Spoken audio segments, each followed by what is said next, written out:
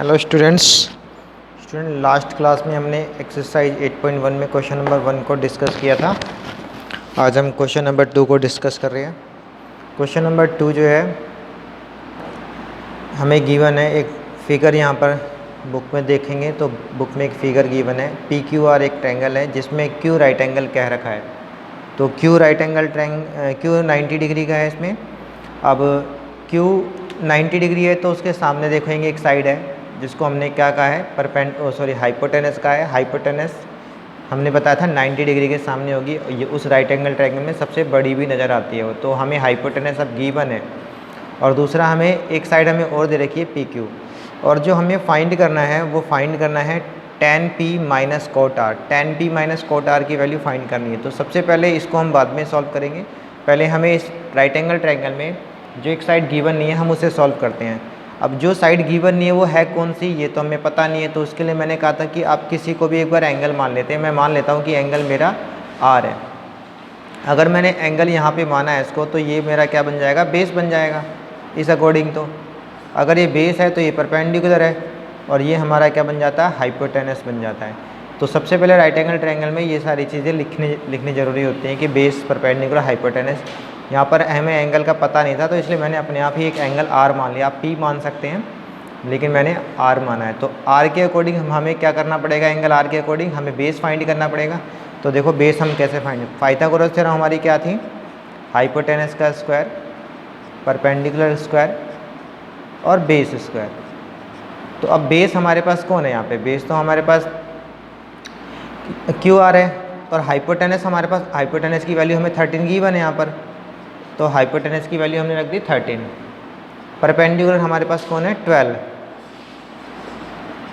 और बेस हमारे पास कौन सी वैल्यू है, क्यू आर है। इस तरीके से पहले हमें सारी वैल्यू यहाँ पर सब्स्टिट्यूट करनी है, रखनी है हमें। अब 169 बन जाएगा इसका स्क्वायर। तो 13 का स्क्वायर, 12 का स्क्वायर 144 होता है। और ये हमारा बन जाएगा क्यू आर, ऐसे ही रहेगा।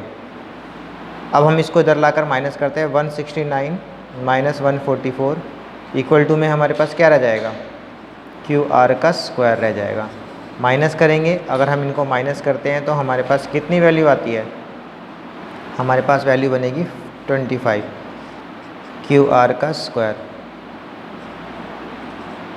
अब यहाँ से क्यू आर में से अगर हम यहाँ से इसका स्क्वायर हटाते हैं तो 25 पे वो रूट आ जाएगा। तो 25 का स्क्वायर रूट अगर हम निकालेंगे तो हमारे पास क्यू आर की जो वैल्यू आएगी वो क्या आएगी, 5 सेंटीमीटर। इस तरीके से हमें क्या करना है, क्यू आर की वैल्यू निकालनी। तो क्यू आर की वैल्यू हमारे पास कितनी आ गई, 5 सेंटीमीटर, जो कि हमारा क्या था, क्वेश्चन में देखेंगे तो वो हमारा बेस था। तो मतलब हमने बेस की वैल्यू निकालनी। यहाँ पर बेस कितना निकल गया हमारा, 5 सेंटीमीटर। तो एक राइट एंगल ट्रायंगल में हमें जो चीज़ चाहिए थी वो सारी चीज़ हम निकाल चुके हैं। अब हम चलते हैं अपने क्वेश्चन की तरफ। क्वेश्चन में हमारे पास क्या था, क्वेश्चन था tan p, उसके बाद था cot r। तो tan p, इसने क्वेश्चन में पहले ही कह दिया कि tan p मतलब p को आप एंगल लेकर चलेंगे, है ना। लेकिन हम अभी इस क्वेश्चन में किसको लेके चल रहे थे, हम ले रहे थे r को। तो एक काम करता हूँ, पहले मैं इसको यहाँ से हटा देता हूँ। आप लोग क्या करेंगे, अलग से एक डायग्राम बना लेना। बार बार ऐसे मैं मिटा रहा हूँ तो, लेकिन आप लोग नहीं करेंगे तो अलग से डायग्राम बना के करना। तो हमसे क्वेश्चन में कहा tan p, तो tan p के अकॉर्डिंग मतलब हमें चलना पड़ेगा, हमें p के अकॉर्डिंग ही चलना पड़ेगा ना। क्वेश्चन में अगर हमें एंगल जो दिया हुआ है, तो अगर मैंने p को एंगल माना है तो एंगल अगर मेरा यहाँ है तो यहाँ पर क्या बनेगा, ये बेस बन जाएगा, ये परपेंडिकुलर बन जाएगा। और ये हाइपोटेनस तो है ही, है ना, मतलब आधार जिसको हम कहते हैं, ये लंब होता है और ये कर्ण होता है। तो बेस, परपेंडिकुलर और हाइपोटेनस बन गया। अब tan p सभी देखेंगे, tan p मैं ज़रा यहाँ पे अलग से सॉल्व करके लिख देता हूँ। देखो बेटा, tan p, tan का जो फॉर्मूला होता है वो क्या होता है, p अपॉन में b। tan का जो फॉर्मूला हमने लिखा था वो क्या था, p अपॉन में b, मतलब लंब बटे आधार।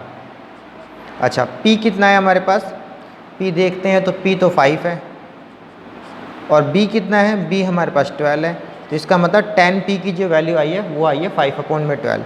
अब यहाँ पे हम आगे चलते हैं, फिर और चलते हैं। देखो आगे क्या है क्वेश्चन में, cot r। तो cot r को भी यहीं पर ही लिख देते हैं और फिर बाद में यहाँ सब्स्टिट्यूट कर देंगे, पुट कर देंगे। अब cot r सबसे पहली बात तो कॉट का जो फॉर्मूला होता है, कॉट का फॉर्मूला क्या होता है? कॉट का होता है बी अपॉन में पी। टेन का उल्टा होता है ना, अपोजिट होता है। तो बी अपॉन में पी अपॉन में बी का बी अपॉन पी बन गया।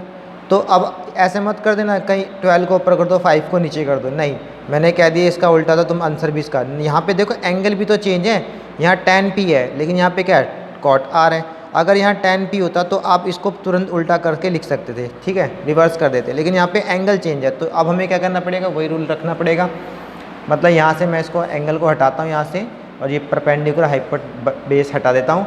अब मैं एंगल किसको ले लेता हूँ, cot r, मतलब r को एंगल लेता हूँ। देखो अगर मैं r को एंगल ले लेता हूँ तो ये मेरा बेस बनेगा, ये मेरा परपेंडिकुलर बनेगा, ठीक है ना। ध्यान रखना हर बार हम क्वेश्चन को कैसे चला रहे हैं, जहाँ पर एंगल वहाँ पर बेस। तो b अपॉन में p, तो बेस कितना है यहाँ पर 5 और p कितना है, p हमारे पास है 12। देखो हर बार क्वेश्चन चेंज हो रहा है, पहले क्या था और अब क्या था, ठीक है ना।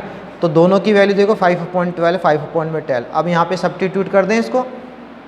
अगर मैं यहाँ पे सब्स्टिट्यूट करूँ, tan p की वैल्यू भी यही आई थी और cot की देखो 5/12 माइनस 5/12। अब 5/12 में से 5/12 माइनस हो तो आंसर क्या आ जाएगा, 0। तो इस तरीके से हमें क्वेश्चंस करना है और बिल्कुल आसानी से, कोई जल्दबाजी नहीं करनी है और इसका हम आंसर निकाल लेंगे।